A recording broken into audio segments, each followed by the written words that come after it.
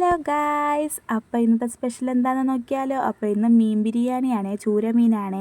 അപ്പോൾ വാപ്പ രാവിലെ തന്നെ മീൻ മസാലയൊക്കെ പുരട്ടി വെച്ചിട്ടുണ്ടായിരുന്നേ. അപ്പോൾ ഞാൻ എന്താ എണ്ണയിലോട്ട് മീനൊക്കെ ഇട്ട് നന്നായിട്ട് വറുത്തെടുക്കുന്നുണ്ട് കേട്ടോ.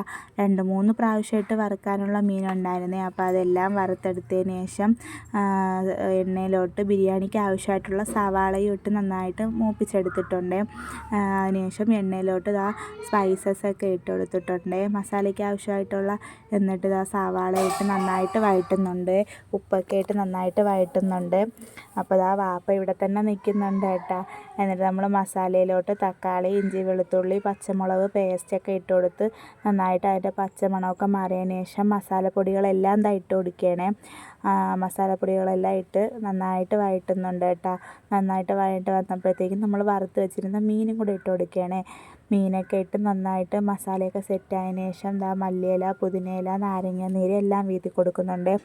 അതിനുശേഷം ചോറിൻ്റെ പരിപാടിയൊക്കെ വാപ്പയാണേ നോക്കുന്നത്. അപ്പോൾ വാപ്പ എല്ലാം ചോറൊക്കെ സെറ്റാക്കി മസാലയും ചോറൊക്കെ ദമ്മാക്കി ഇട്ട് കൊടുത്തിട്ടുണ്ട്. എന്നിട്ട് നമ്മളെല്ലാവരും കൂടെ ഒരുമിച്ചിരുന്ന് കഴിക്കുകയാണേ ഗൈസ്. അപ്പോൾ ഓക്കെ, ബൈ.